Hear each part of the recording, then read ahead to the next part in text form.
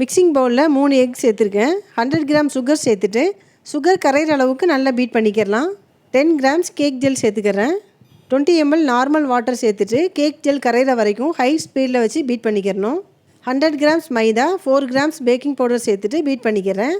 க்ரீமியாக வர அளவுக்கு ஹை ஸ்பீடில் வச்சு பீட் பண்ணிக்கிறணும். இதை பீட் பண்ணிகிட்டு இருக்கும் போதே 5 ml வெனிலா எசன்ஸும் சேர்த்துக்கிறேன். இந்த அளவுக்கு நல்ல க்ரீமியாக வந்ததும் 20 ml ஆயில் சேர்த்துட்டு பீட் பண்ணிக்கிறலாம். ஆயில் சேர்த்ததுக்கப்புறமா ரொம்ப நேரம் பீட் பண்ணக்கூடாது. இப்போ பேட்டர் ரெடி ஆகிடுச்சு. இப்போ ட்ரேக்கு மாற்றிக்கிறலாம். கேக் ட்ரேயில் பட்டர் பேப்பர் போட்டு வச்சுருக்கேன். சைட்லலாம் பட்டரும் அப்ளை பண்ணி வச்சுருக்கேன். இப்போ கேக் பேட்டர் அதில் போட்டுட்டு 180 டிகிரியில் அவன் ப்ரீஹீட் பண்ணி வச்சுருக்கேன். 30 to 35 மினிட்ஸ் இதை பேக் பண்ணி எடுத்துக்கிறலாம். கேக் ரெடி ஆனதும் ரூம் டெம்பரேச்சருக்கு வந்ததுக்கப்புறமா கட் பண்ணி எடுத்துக்கிறலாம். சூப்பர் டேஸ்ட்டில் நல்லா சாஃப்டாக ஸ்பாஞ்ச் கேக் ரெடி ஆகிடுச்சு. நீங்களும் இதை ட்ரை பண்ணி பார்த்துட்டு எப்படி இருந்ததுன்னு கமெண்ட் பண்ணுங்கள்.